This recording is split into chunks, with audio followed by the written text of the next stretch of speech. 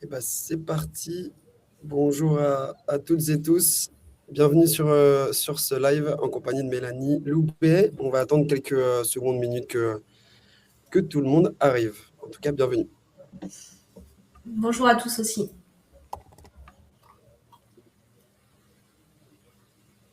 Ouais, ben, on est déjà une quinzaine. Bonjour à tous ceux qui viennent de nous rejoindre.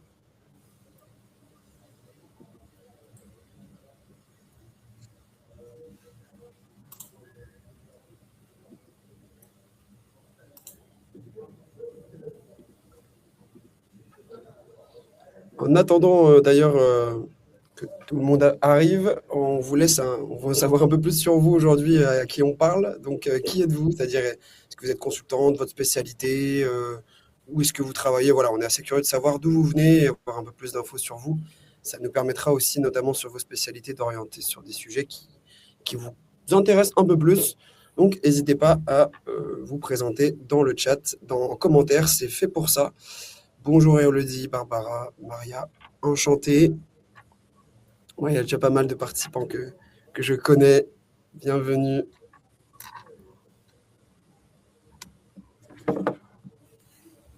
Bonjour Sandrine.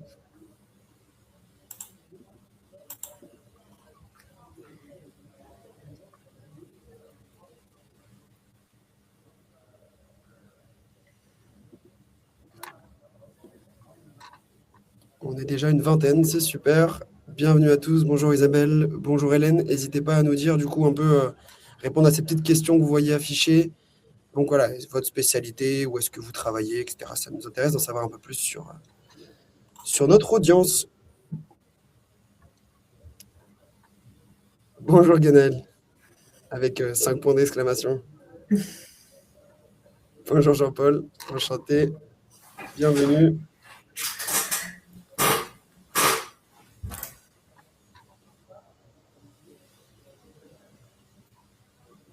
Salut Xavier, super. Cool de te voir aujourd'hui sur ce live. Secteur culture, sport, etc. Ça marche.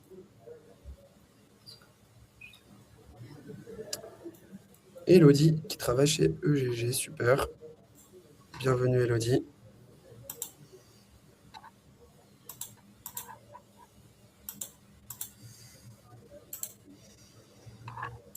Consultant QSE en Haute-Garonne. Bienvenue Mathieu, merci pour votre réponse, ça marche.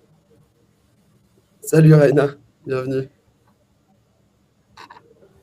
Ah, bah écoutez, bon, le programme il est assez chargé, donc on va directement enchaîner. Et puisque vous vous êtes présenté, c'est un peu à notre tour. Mélanie, je te laisse te présenter pour commencer. Ouais. Eh ben, bonjour tout le monde, moi c'est Mélanie Loubet et j'accompagne du coup les consultants RSE pour se rendre visibles sur LinkedIn pour justement décrocher de nouvelles missions RSE. Donc ça fait maintenant 1 an et demi que je me suis lancée à 100% à mon compte et moi j'ai une spécialisation très communication, marketing et acquisition de bons parcours. Et ça fait maintenant plus d'1 an que j'accompagne exclusivement des consultants RSE. Donc, j'ai pu accompagner une cinquantaine de consultants RSE depuis le début de l'année 2025. Et en général, les personnes multiplient par 10 leur visibilité sur LinkedIn pour justement toucher leur cœur de cible. Et c'est ce qu'on va voir aujourd'hui, comment aller toucher ces personnes-là et pourquoi c'est important en fait d'avoir cette visibilité-là. Top. Et de mon côté, du coup, j'enchaîne donc Pablo Maria. J'étais également anciennement consultant RSE aussi sur les normes ISO et aujourd'hui, je suis cofondateur d'Intersection, donc une plateforme, une solution RSE, bilan carbone, et notamment avec un gros focus sur les certifications ISO. Donc, s'il y a des auditeurs parmi vous, ça devrait vous intéresser. On outille aujourd'hui une cinquantaine d'entreprises, pardon, qui utilisent la plateforme au quotidien. Mais aujourd'hui, je suis plutôt là avec mon ancienne casquette de consultant et également avec la casquette cofondateur, puisque je suis beaucoup sur la partie commerciale. Donc l'idée, ça va être de vous partager pas mal de bonnes pratiques et de chiffres d'ailleurs sur tous les outils, les canaux commerciaux qu'on utilise et comment vous aussi, ça peut vous servir en tant que consultant sur ces sujets-là. Bonjour Thierry et Aurélie au passage. Donc, je suis animateur de la communauté Intersection. Donc, on a pas mal en fait, de consultants indépendants, d'experts, cabinets de conseil qui utilisent l'outil dans leur prestat. et donc qui sont membres de notre communauté. Donc voilà à peu près pour la présentation et on va directement enchaîner. Mélanie, je t'en prie pour ouvrir le bal. Alors, comme je vous disais, une démarche RSE, elle ne démarre jamais comme ça par hasard. Si le consultant RSE n'est pas dans une liste au départ, c'est vrai que l'entreprise, des fois, elle va aller chercher, elle va aller prendre un petit peu, soit des personnes qu'elle a eues par recommandation, soit du coup des personnes qu'elle a rencontrées lors d'événements ou vues sur les réseaux sociaux. Aujourd'hui, on va vraiment parler en fait de cette étape-là, surtout visibilité sur les réseaux sociaux et pourquoi c'est important quand même que vous soyez présent parce que c'est quand même un point d'entrée et c'est par là aussi que certaines entreprises peuvent vous trouver. Donc, c'est important pour vous de vous démarquer de vos concurrents justement pour réussir à vous positionner là où vos concurrents ne seront peut-être pas présents. N'hésitez pas à envoyer toutes vos questions aussi dans le chat. J'essaierai d'y répondre au fur et à mesure. Ou sinon, je vous répondrai à la toute fin. Je resterai un peu si vous avez des questions par rapport à tout ça. Comment, en gros, une entreprise elle va aller choisir son consultant RSE? En général, elle va se dire, bon, ok, j'ai peut-être besoin de faire de la RSE, soit parce qu'il y a un appel d'offres, soit parce qu'elle a envie de mettre en place elle-même une démarche RSE. Donc, elle va aller comparer plusieurs consultants.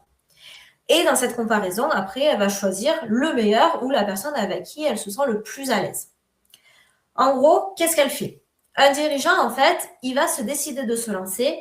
Il va penser à quelqu'un qu'il a déjà croisé. Donc, soit lors d'un réseau, soit sur LinkedIn, soit parce qu'il y a quelqu'un qui a déjà parlé de vous. Il va aller taper sur LinkedIn pour voir son profil. Et en général, une personne reste 8 secondes sur les profils LinkedIn. C'est-à-dire que si votre profil ne lui parle pas, s'il ne se reconnaît pas en fait dans ce profil-là, il ne restera pas sur votre page. Et c'est là que je veux vraiment appuyer et avoir votre attention, c'est que souvent, vous utilisez peut-être des mots beaucoup trop complexes, beaucoup trop compliqués. Vous parlez beaucoup avec comme si c'était que des confrères. Mais là, en fait, il faut se mettre dans la tête qu'on doit parler à sa cible. Plus vous allez aller lui parler, plus vous allez avoir de meilleurs résultats derrière. La personne, une fois qu'elle est sur votre profil, elle va aller regarder du coup tout ce que vous faites. Si ça lui parle, elle va venir vous contacter. Si ça lui parle pas, elle va pas rester là. Moi, j'ai une première question en fait pour vous, c'est quand un client potentiel vous trouve sur LinkedIn, que se passe-t-il? Est-ce qu'il va vous contacter directement? Est-ce qu'il va regarder votre profil et va repartir sans rien faire? Est-ce qu'il lit vos posts puis vous contacte plus tard? Ou est-ce que vous ne savez pas parce que vous n'avez pas de visibilité sur tout ça? Vous pouvez répondre A, B, C ou D directement en commentaire, comme ça on pourra en savoir un peu plus.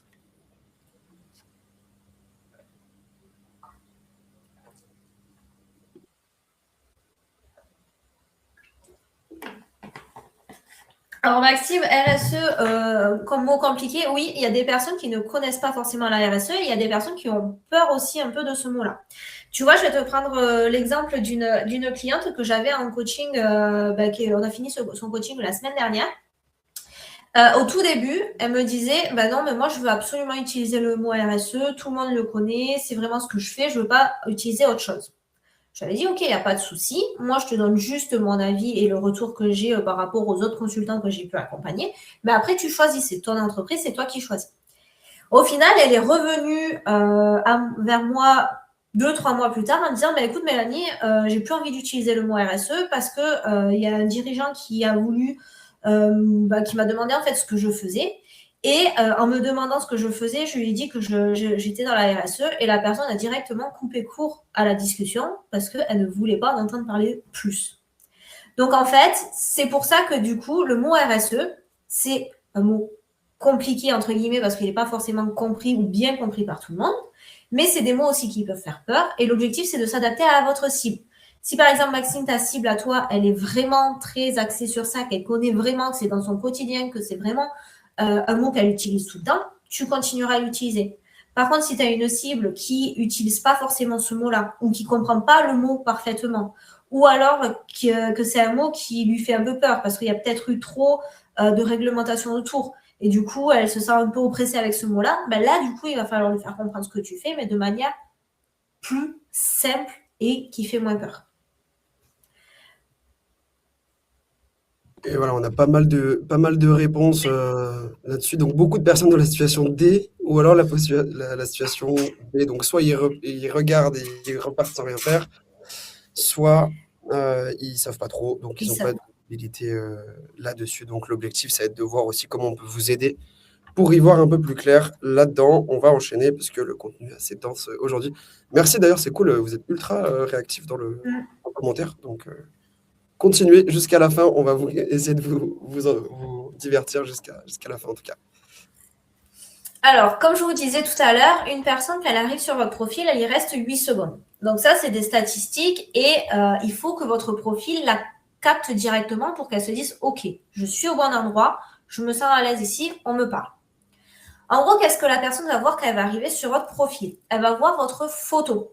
Donc en général, c'est pour ça qu'on dit de mettre des photos qui fassent professionnelles, où on voit bien votre tête, que votre visage soit assez lumineux, avec un fond assez neutre derrière.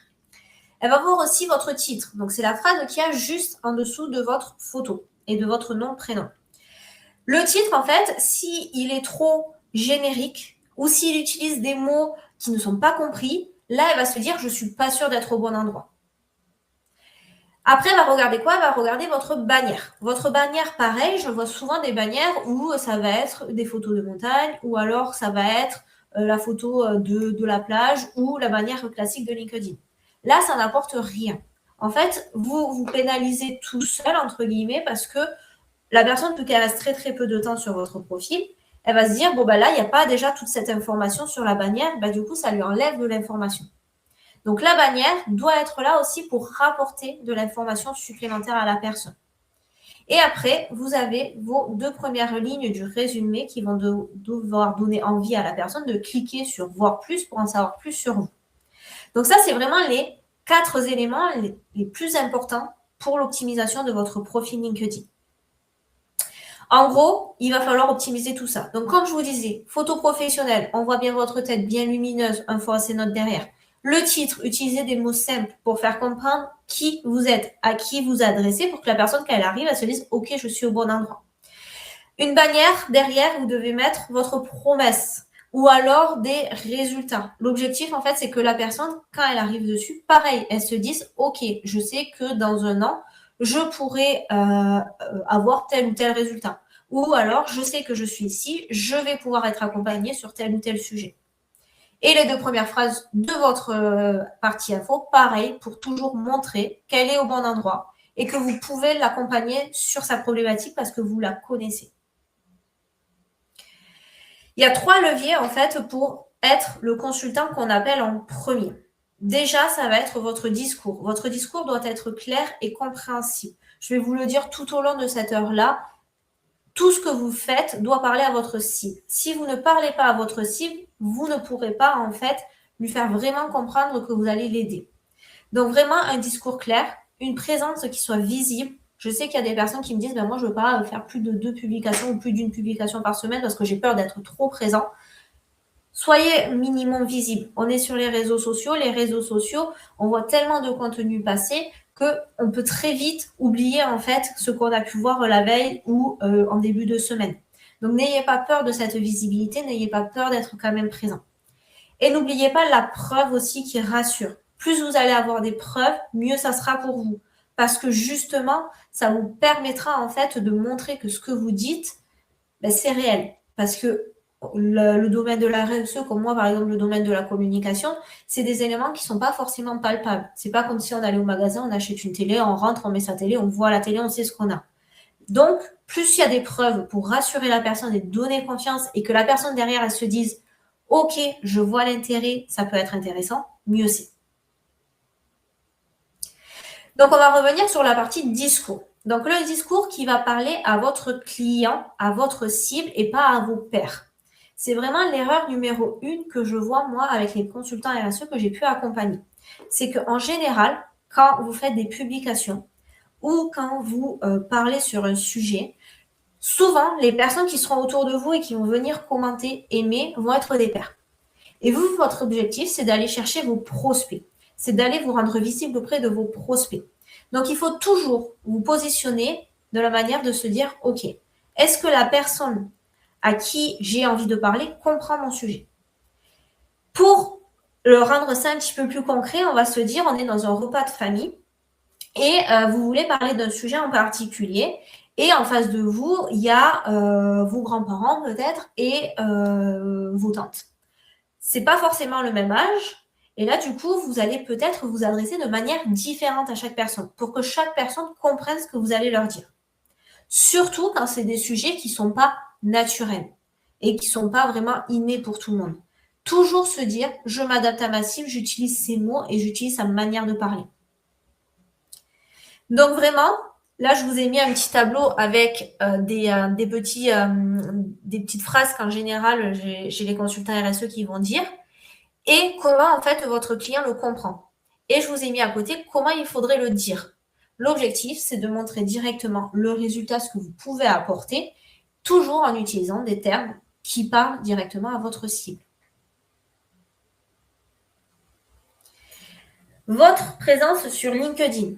C'est super important parce qu'en fait, ça vous permet, ok, je suis d'accord avec vous, c'est chronophage, ça prend du temps, il faut quand même avoir cette régularité-là, mais ça permet aussi de travailler pour vous. J'ai eu par exemple un appel il y a quelques semaines avec une personne qui me disait, écoute Mélanie, j'avoue que 6 mois avant, on aurait eu cet appel, je t'aurais dit non direct. Par contre, là maintenant, je suis partie en congé maternité, je n'ai rien fait pendant tout ce temps. Là, je sens que ça commence à être très, très compliqué pour avoir de la visibilité parce que du coup, sur LinkedIn, j'étais plus du tout présente. Dans les réseaux physiques, j'étais pas présente. Donc, en fait, elle m'a dit, je vois et je comprends l'utilité d'avoir cette visibilité sur LinkedIn. Jamais je vous dirais de vous dire, vous mettez uniquement sur LinkedIn et vous abandonnez tout le reste à côté. Non. Le physique et le digital marchent vraiment ensemble. Par contre, la partie physique pourra être vraiment là pour garder cette visibilité quand vous êtes soit malade, soit en congé maternité, soit en vacances, soit peu présent parce que vous êtes vraiment dans le rush du travail. Et ça va vous permettre également de rassurer la personne en ayant encore plus d'éléments, d'informations et d'expertise de votre part sur ces sujets. Donc, comme je vous disais, le titre LinkedIn, toujours important de s'axer vers la cible. Quand je vois, par exemple, consultant RSE indépendant, expert développement durable et toutes les normes ISO derrière, ça ne parle pas forcément à tout le monde. Et ça ne va sûrement pas parler à votre cible, à part si vous avez une cible vraiment très mature sur le sujet. Par contre, si vous lui dites « j'aide les PME à transformer leur engagement RSE en avantage commercial », ça permet en fait à la personne de se dire « ok, je suis une PME, ça va me parler, je suis au bon endroit ». C'est pareil pour votre contenu. Si vous mettez des articles de blog beaucoup trop techniques, si vous parlez uniquement d'événements que vous faites, si vous utilisez des termes qui ne sont pas forcément très populaires, vous allez perdre des personnes et vous allez attirer à vous des confrères. Essayez d'aller chercher des posts qui vont montrer en fait l'importance de faire de la RSE pour une personne pour éviter qu'elle ait telle ou telle problématique. Ou alors pour lui montrer que voilà, si tu as envie d'avoir une entreprise qui est comme ça, comme ça, comme ça, on peut faire ça, ça, ça, ça, ça, sans forcément utiliser le mot RSE. Là, par exemple, j'ai un client qui a fini son coaching collectif il y a quelques mois maintenant, qui m'a envoyé un message lundi en me disant écoute Mélanie, j'ai fait un post, il a fait plus de 130 000 vues. Est-ce que tu peux me dire comment je peux bénéficier et profiter encore de cette visibilité-là? Lui, il avait fait un post sur tout ce qui était canicule. Et en fait, il avait relié le sujet d'actualité qui était de la canicule avec ce que les entreprises pouvaient mettre en place dès maintenant pour justement limiter l'impact de la canicule sur les salariés. Donc, toujours penser comme ça, se dire, OK, quels sont les sujets actuels que je vais pouvoir mettre en avant pour en parler, ou d'un autre côté, se dire, je sais que l'entreprise, elle recherche ça, ça, ça, ça, ça, qu'est-ce que je vais pouvoir lui dire pour lui montrer que c'est important de mettre de la RSE sans forcément utiliser le mot RSE. Et le troisième élément qu'on avait pu voir, c'est tout ce qui est preuve sociale. Ça va rassurer vraiment avant même le premier appel. Plus la personne elle va voir que vous êtes expert dans le domaine, plus elle sera rassurée. Donc, elle peut le voir par plusieurs moyens.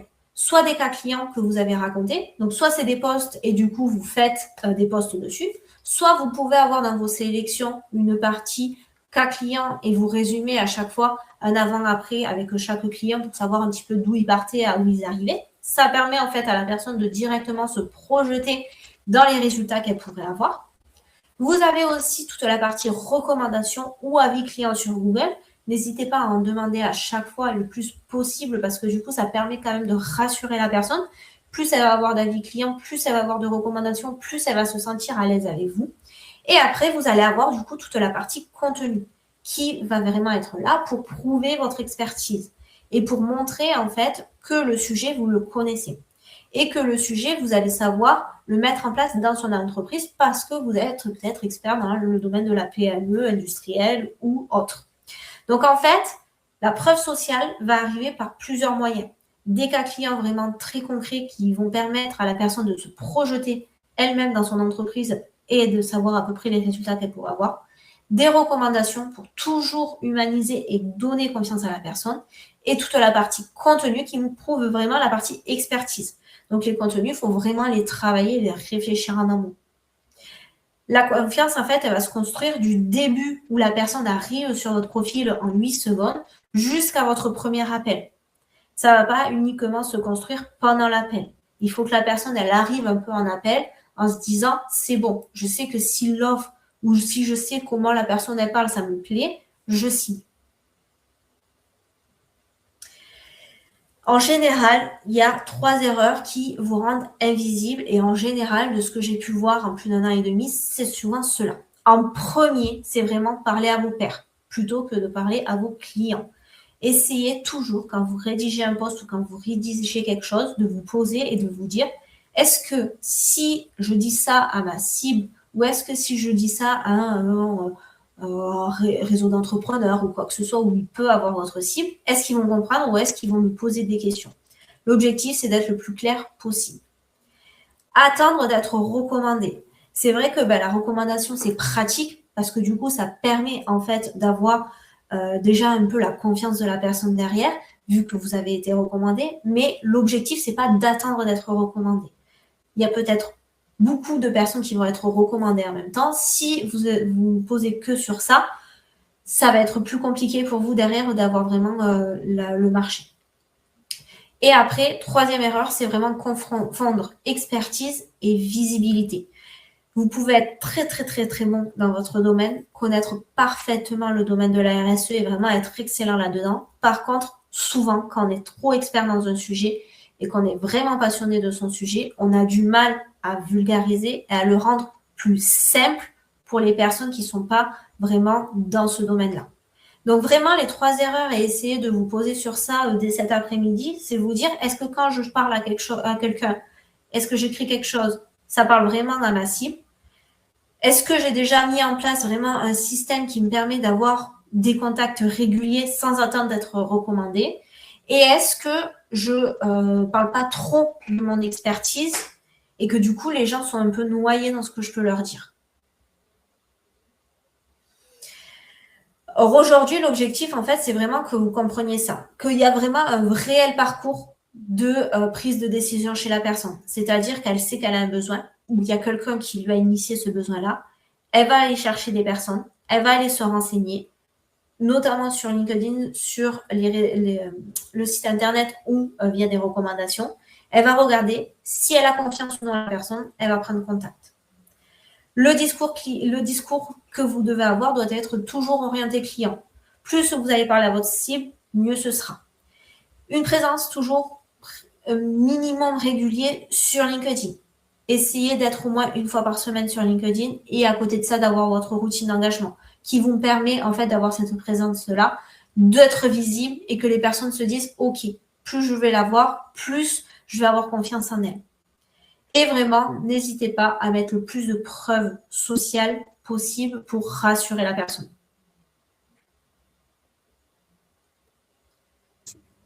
Merci Mélanie pour tous ces éclairages. Donc, c'était vraiment dédié tout ce qui est branding, prise de parole et de position sur LinkedIn pour que ce soit plus clair.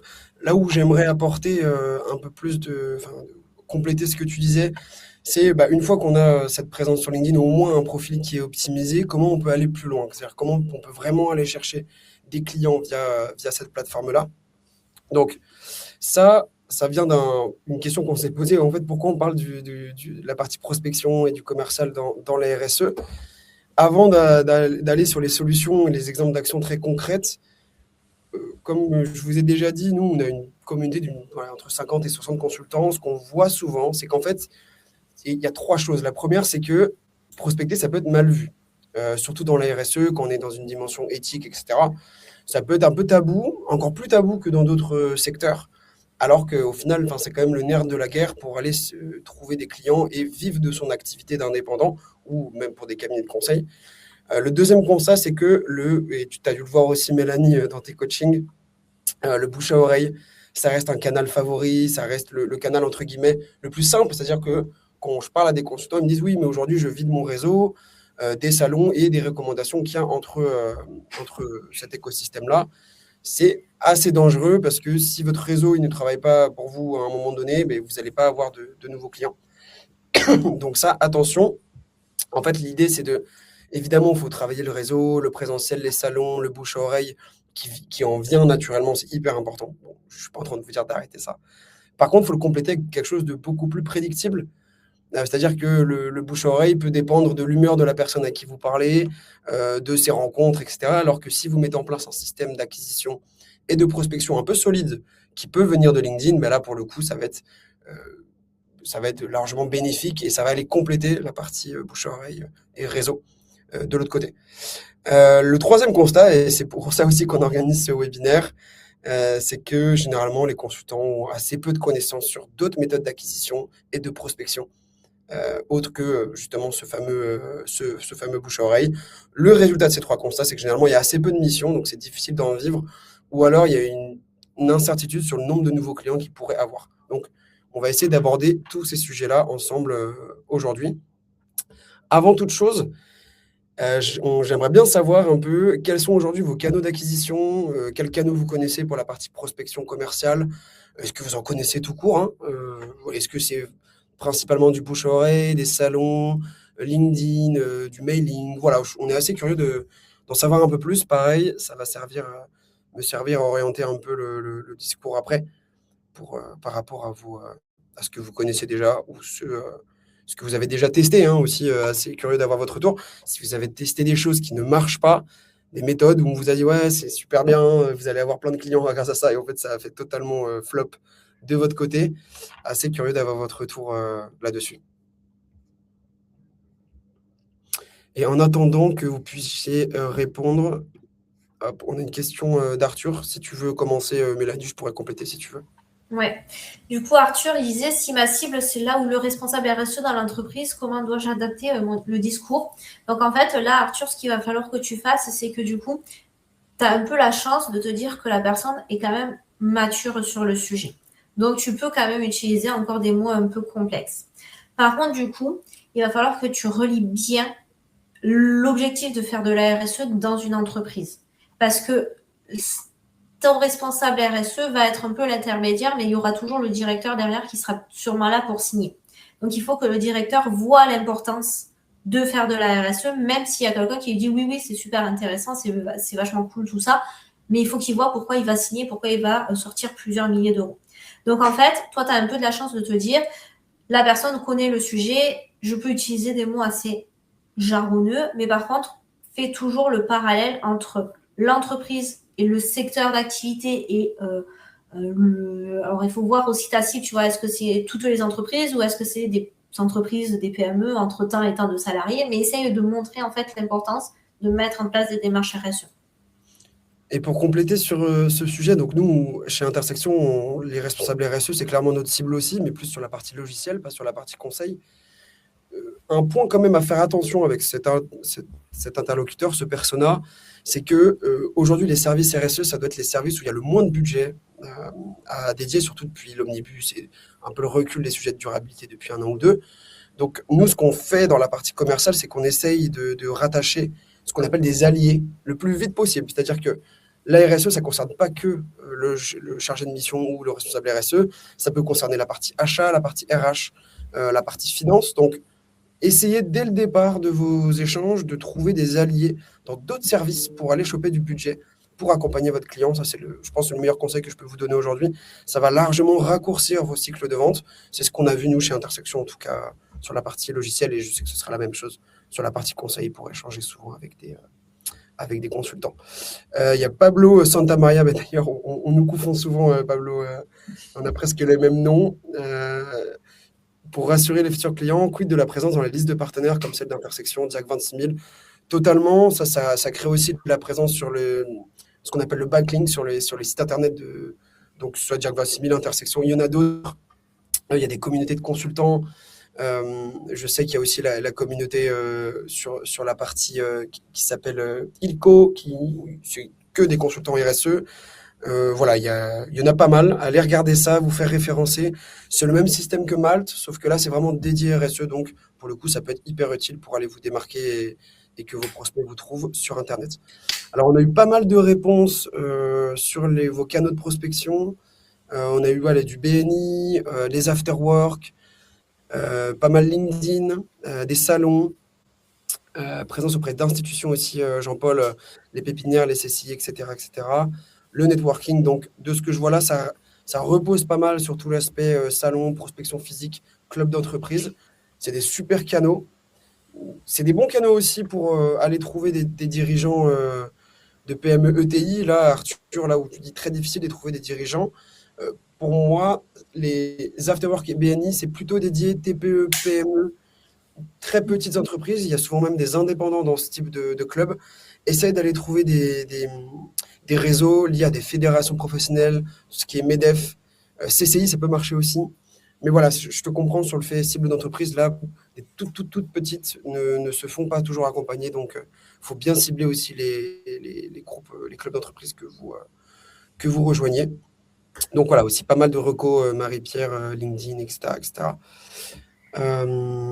Super. En tout cas, merci pour vos réponses et votre réactivité. Maria, voilà, les coachings, les meetings B2B et les collectifs d'entrepreneurs locaux. Ça aussi, ça peut être pas mal sur la dimension territoriale. Ça marche bien.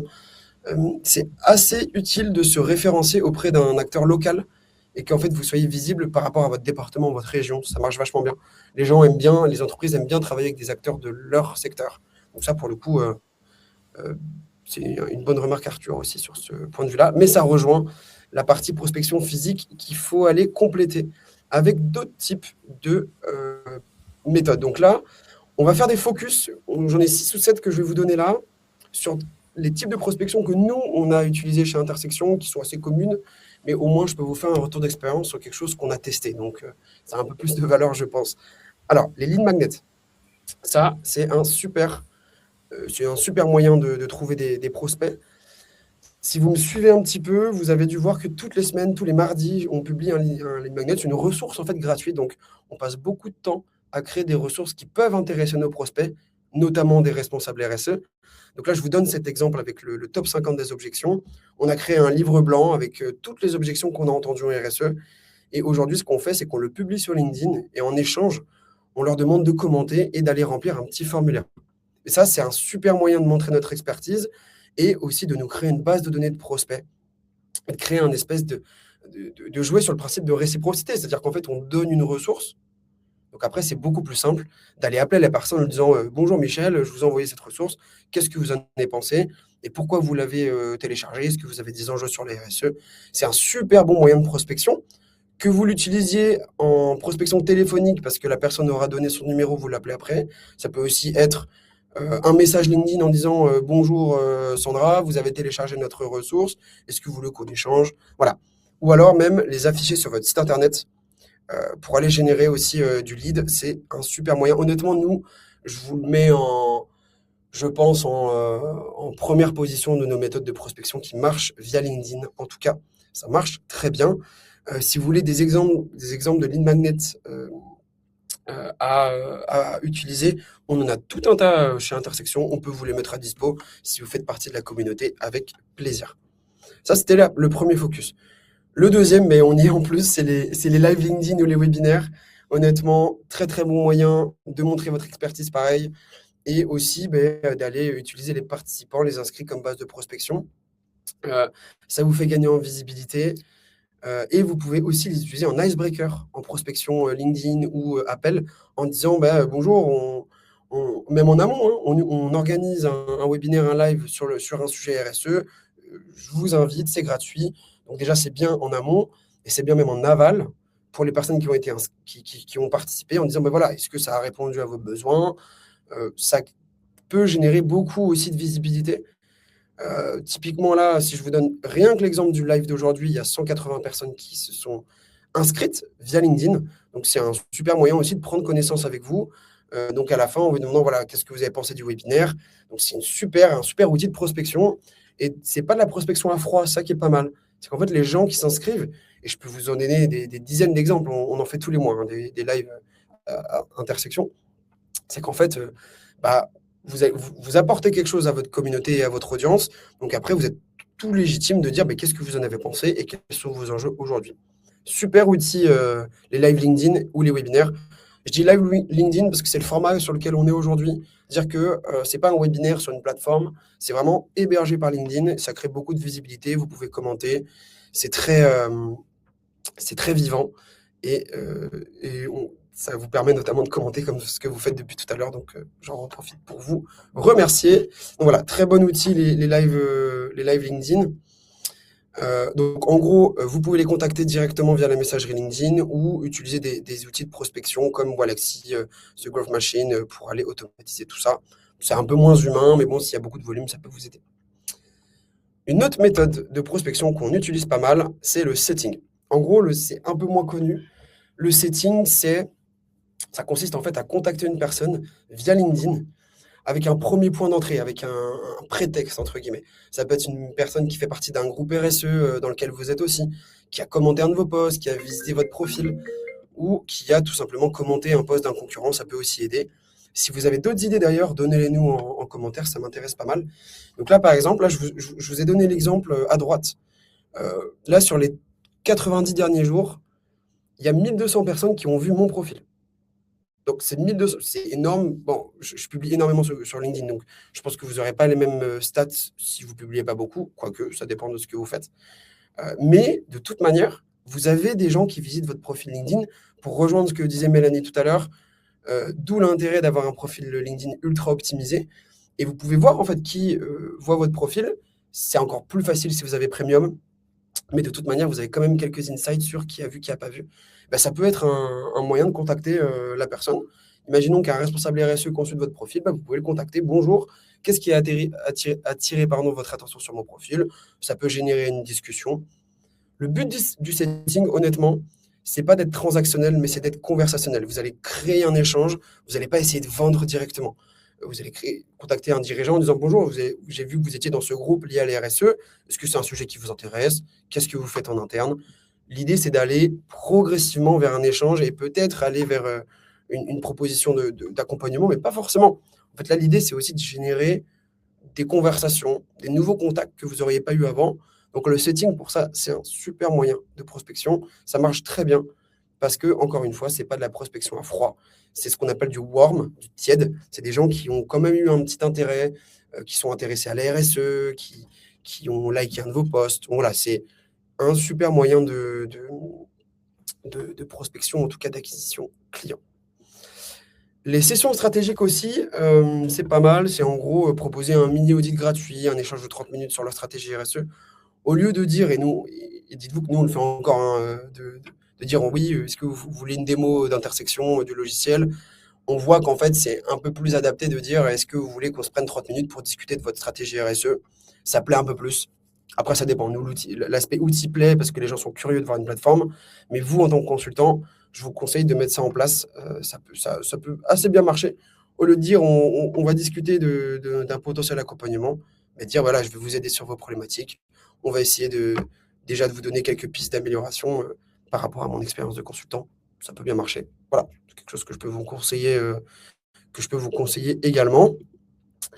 Là, je voudrais faire un focus sur le cold call, sur la prospection téléphonique. C'est un autre sujet, ça, qui est un peu pas tabou, mais qui peut faire un peu peur. La prospection, c'est mal vu. Ça fait très prospection automatisée, IA, ou alors les centres d'appel qui vous contactent. Faut enlever tous ces préjugés sur la prospection téléphonique. Honnêtement, nous, chez Intersection, on a beaucoup hésité à l'utiliser parce qu'on avait les mêmes a priori que vous sur cette méthode. On a commencé à le faire au mois d'avril. On a fait x2 sur notre nombre de rendez-vous grâce à cette méthode. Honnêtement, c'est énorme les résultats qu'on peut avoir. Si vous parlez à plein d'entreprises qui sont assez matures sur leur département commercial, elles ont toutes une méthode de cold call qui est en place, donc d'appel à froid. Donc, je vous recommande vivement de le faire. C'est très efficace. Donc, je peux vous donner pas mal d'outils pour le faire, pour aller trouver les numéros de téléphone, comme Lusha, Skip Call pour appeler en parallèle dialing. Donc, c'est-à-dire que vous allez pouvoir appeler plusieurs appels en même temps, pour cibler Sales Navigator. Évidemment, tout ça, c'est des outils payants. Par contre, vous n'avez pas besoin d'outils payants pour commencer. Vous avez simplement besoin d'essayer de trouver des numéros de téléphone. Ça peut être des fixes sur des sites internet, même si des numéros fixes, c'est un peu plus dur parce qu'il faut passer ce qu'on appelle la barrière secrétaire, entre guillemets. Mais voilà, vous pouvez commencer, ça marche bien, à condition de préparer vos listes, de personnaliser vos messages et vraiment de parler aux bons interlocuteurs. Et évidemment, tout ça, ça peut être lié à vos autres canaux LinkedIn. S'il y a eu des personnes qui sont inscrites à votre webinaire, des demandes de lead magnet, des likes, des commentaires, c'est beaucoup plus simple pour aller contacter des gens qui ont mentionné un intérêt pour vous parler ou un intérêt sur les sujets sur lesquels vous communiquez. Donc là, on passe du cold call, donc de l'appel, la prospection téléphonique à froid, au warm call, c'est la prospection tiède. Parce que pareil, il y a eu un intérêt, il y a eu des interactions. Beaucoup plus simple de le faire comme ça.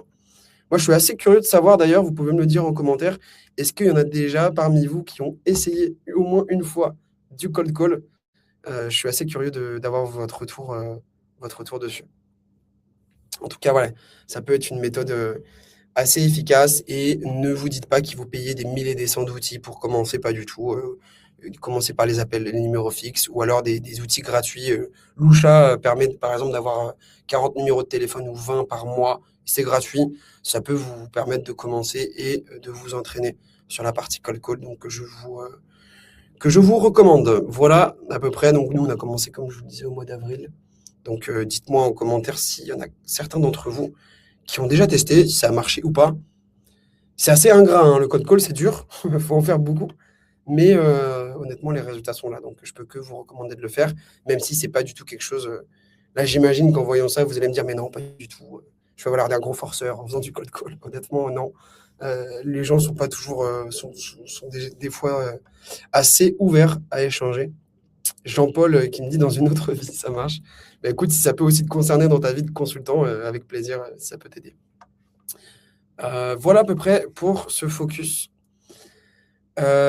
Quelques ressources aussi que j'aimerais vous donner par rapport à la prospection. Chloé qui me dit difficile de passer la barrière secrétaire pour le cold call. Honnêtement, si vous avez vraiment bien identifié la personne à qui vous parlez, nous, ce qu'on peut faire en barrière secrétaire, c'est de dire bonjour, je cherche à parler à François. Allez pas vous présenter à un ou une secrétaire, c'est pas du tout. Elle s'en fiche en fait de ce que vous proposez. Allez directement mentionner le nom de la personne à qui vous voulez parler. Souvent, ça marche pas mal.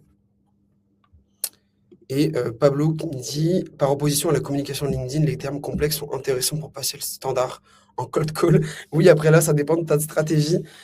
Si ton but, en fait, c'est de noyer la personne à qui tu parles de termes super complexes pour qu'elle se dise « Oh là là, moi, je suis pas expert et je vous passe la bonne personne », honnêtement, ouais, ça peut être une bonne stratégie. Si ça a marché pour toi, moi, j'ai jamais essayé de faire ça. Au contraire, moi, j'essaie directement d'avoir la personne, sans même dire son nom de famille, en fait. Si vous dites « Je veux parler à François », la personne va penser que vous la connaissez, donc elle va vous mettre en lien beaucoup plus facilement. Après, le mieux en cold call, c'est de ne pas choper des numéros fixes, mais des numéros privés. Donc, ça peut être des numéros pro, hein, des 06 pro. En fait, vous parlez directement à la personne, donc c'est beaucoup plus... honnêtement, c'est beaucoup plus simple. Je vous recommande de le faire. Hop, donc comme je vous le disais, pas mal de ressources que je vous donne ici. De toute manière, le live est enregistré, donc vous pourriez y accéder après. Je vous recommande, et honnêtement, j'en parle tout le temps, parce qu'ils sont top, d'aller voir un peu le compte YouTube ou LinkedIn de Scalesia. Scalesia, c'est une boîte qui fait de l'accompagnement sur les techniques d'acquisition commerciale. C'est pas du tout de la pub, on bosse pas avec eux, mais moi, honnêtement, j'ai appris beaucoup grâce à eux et leurs ressources gratuites. Donc, allez voir. Notamment, là, c'est ce que je vous mets le must. Ils ont fait une vidéo YouTube sur les 21 canaux d'acquisition LinkedIn qui marchent bien, enfin 21 canaux d'acquisition tout court d'ailleurs, pas que LinkedIn. Allez voir. Benoît aussi, qui est le CEO de Scalezia, publie beaucoup. Honnêtement, je peux que vous recommander. Ils sont top. Et je me suis largement inspiré de leurs ressources pour faire ce live d'aujourd'hui. Donc, allez-y. C'est ce que vous voyez tout à haut à droite, là. C'est leur logo. Ils ont fait une tier list, eux, une liste des méthodes de prospection qui marchent le mieux. Donc, là, je vous la redonne ici. Donc, voilà, pour aussi compléter, est-ce qu'il y a des canaux que vous aimeriez bien tester dans le mois qui arrive, le mois de juillet? Bon, il y a l'été qui arrive, etc. Mais ça reste honnêtement un mois où c'est important de continuer de chercher des clients. Donc, est-ce que voilà, il y a des méthodes que vous aimeriez bien tester dans les semaines ou mois à venir, dans tout ce qu'on vous a donné ici? À savoir d'ailleurs que j'ai pas fait le tour exhaustif de toutes les méthodes de prospection qui existent. Honnêtement, on n'était pas là pour ça. C'était surtout les méthodes qui étaient reliées à LinkedIn, puisque Mélanie a entamé sur la partie image, branding sur LinkedIn. J'ai voulu compléter avec les stratégies, les outils reliés à ce réseau social. Mais il y en a tout un tas, comme les exemples que vous voyez affichés à l'écran ici. Donc, n'hésitez pas à nous dire ce sur quoi vous aimeriez bien tester dans les semaines et mois à venir. En tout cas, sur les différents focus, moi j'en ai terminé. Je te laisse enchaîner, Mélanie, sur la fin de ce live LinkedIn. Oui. Du coup, maintenant, vous avez peut-être une idée un petit peu plus claire et je l'espère en tout cas de comment utiliser LinkedIn et comment du coup faire de la prospection, soit directement sur LinkedIn, soit en prenant votre téléphone. Mais c'est vrai que souvent, le faire seul, ça peut prendre beaucoup plus de temps. Il faut savoir qu'une stratégie sur LinkedIn, pour qu'elle soit vraiment viable, il faut compter minimum 3 mois. 3 mois quand on sait quoi mettre en place, quand on sait quoi actionner. Donc, ça peut être très, très long. Donc, le but, en fait, c'est aussi pour vous de gagner en temps. Donc, déjà, là, c'est le meilleur moment l'été parce que c'est un moment qui est souvent plus creux et plus calme. C'est le moment, du coup, de tout restructurer. C'est pour ça qu'avec Pablo, on a voulu faire aussi cet événement aujourd'hui parce que ça vous permet d'avoir quelques petites billes pour pouvoir réfléchir à votre nouvelle stratégie si vous voulez relancer les réseaux sociaux ou alors justement si vous voulez lancer tout court, ça vous permet d'avoir vraiment une idée de comment faire. Mais on vous a donné vraiment 1% de tout ce qui peut être mis en place. Donc l'objectif, c'est pas de s'arrêter maintenant, c'est vraiment de continuer. Tu peux pas. Du coup, nous, ce qu'on peut vous proposer aujourd'hui, c'est vraiment une offre commune. Donc, on l'a pensé vraiment la semaine dernière, c'est parce qu'on s'est dit c'est super intéressant de pouvoir mixer nos deux expertises, en côté plus visibilité, positionnement, discours avec du coup moi et toute la partie plus prospection, canal d'acquisition, tunnel de vente avec Pablo. Donc, nous, ce qu'on peut vous proposer, c'est vraiment un coaching collectif. L'objectif, c'est de faire un coaching collectif sur la période de l'été avec 4 semaines et 1h30 de visio par semaine en groupe. L'objectif, c'est d'avoir des petits groupes pour pas non plus qu'on soit noyé dans 20-30 personnes et qu'on puisse vraiment être avec vous à 100%. Pendant ce coaching-là, qu'est-ce qu'on ferait? On va reformuler tout votre discours et toute votre offre. L'objectif, c'est que vous puissiez parler concrètement à votre cible. On va mettre en place toute votre stratégie de contenu LinkedIn qui va être adaptée au domaine de la RSE. Donc, qu'est-ce que vous allez publier? Comment vous allez les rédiger? Quel visuel utiliser? Comment j'optimise vraiment parfaitement mon profil LinkedIn? Après, il y aura toute la partie plutôt méthode de prospection B2B, long train, qui sera prise et du coup qui sera vue avec Pablo. Là, il vous a parlé de quelques manières de faire de la prospection. L'objectif, c'est vraiment de pouvoir voir davantage et de voir en fonction de votre entreprise qu'est-ce qui peut être mis réellement en place. Vous allez repartir avec plein de templates, plein de scripts, plein de guides. Donc, ça peut être des Excel, ça peut être des Word, ça peut être des espaces Notion. C'est vraiment variable en fonction de chaque point et de chaque problématique qu'on va pouvoir rencontrer. Il y a tout un accès à vie à la communauté d'Oralis. Donc, c'est ma communauté à moi avec tous les consultants RSE qui ont pu faire l'accompagnement. L'objectif, c'est de pouvoir créer une synergie entre vous et poser vos questions, échanger. Il y a des coworking qui seront mis en place à partir de septembre justement pour continuer dans l'accompagnement en montrant, par exemple, s'il y a des nouveautés, des actualités, une mise en place d'un nouvel algorithme sur LinkedIn. L'objectif, c'est de le voir pendant ces sessions de coworking. Si vous êtes bloqué sur un élément précis dans votre entreprise et que vous dites j'ai besoin d'échanger, de voir si on ne peut pas m'aider, c'est le moment aussi de pouvoir échanger sur ça. Donc l'objectif, c'est de faire une session de coworking d'1h30 par mois pour garder ce lien-là et pour pouvoir vous débloquer si vous êtes bloqué sur certaines thématiques. Vous allez avoir également un accès à la communauté intersection pendant 1 an. Donc là, du coup, Pablo, si tu veux expliquer davantage ce qu'ils peuvent avoir dedans. La commu intersection, c'est notamment l'objectif, c'est que vous puissiez accéder à notre logiciel sur lequel vous pourrez en fait accompagner vos clients, qui permet de gagner énormément de temps. On met en place aussi pas mal de workshops métiers consultants. C'est-à-dire qu'en fait, on échange entre professionnels de la durabilité.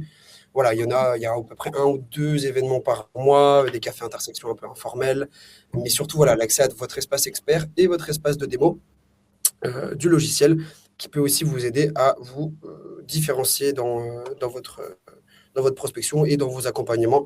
Voilà, c'est un peu plus orienté outils avec lesquels vous allez réaliser vos prestats.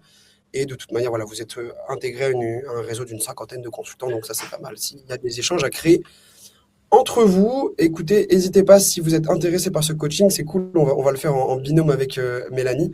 Moi, c'est mon premier, honnêtement, pour le faire avec vous. Mélanie, on a déjà fait plein. Mais on va vraiment dédier sur la partie prospection. On va aller plus en détail sur les méthodes, qu'est-ce qu'on a fait chez nous, qu'est-ce qui a marché, les chiffres, et qu'est-ce que vous allez pouvoir activer de manière réaliste, sans que ça vous prenne non plus trop de temps. Donc, n'hésitez pas. En tout cas, merci. Un grand merci à tout le monde pour être resté vraiment jusqu'à la fin. Vous étiez super actifs. On a eu pas mal de retours. Je vois qu'il y en a aussi qui ont déjà des petites idées de choses à faire, notamment Dominique, pour revoir ton profil LinkedIn. Donc, c'est super. Tu as déjà des choses prévues. D'ailleurs, Mélanie vous a partagé le petit lien dans le chat pour accéder au coaching collectif dans les commentaires directement. J'ai pas accès aux commentaires, donc je te l'ai envoyé en chat privé si toi tu y as accès pour que tu puisses le partager.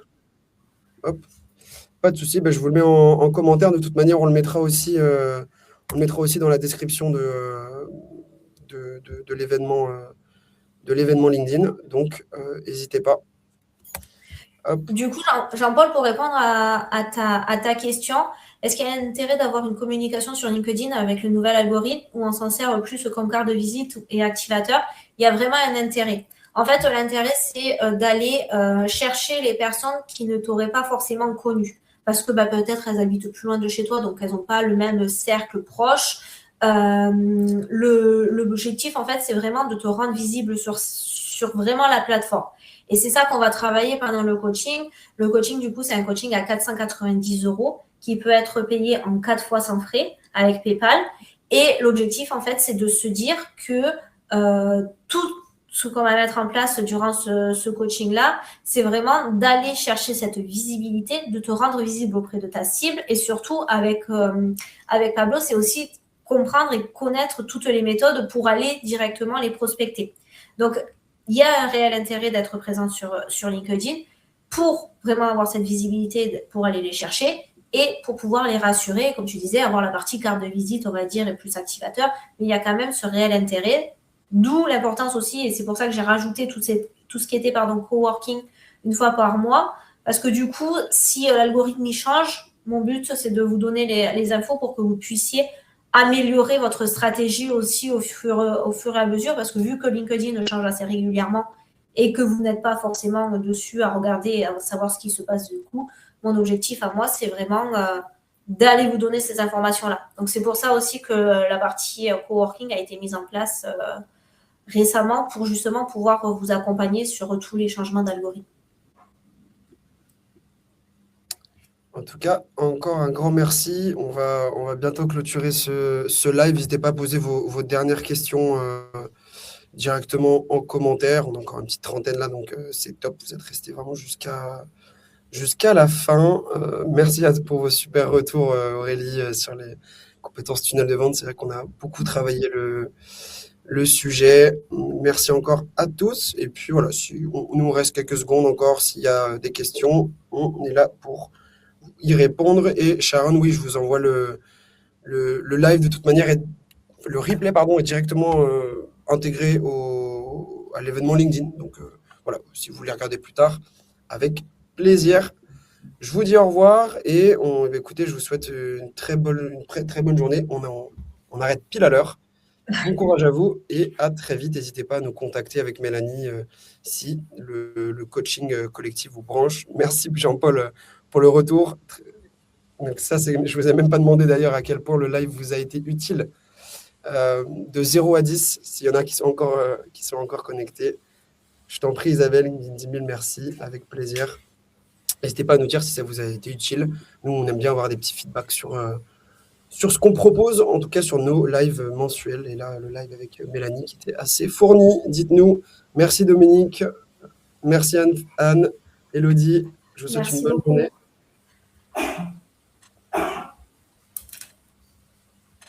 Hop, et à bientôt à tous. Et on va clôturer ça. Merci à vous. À bientôt.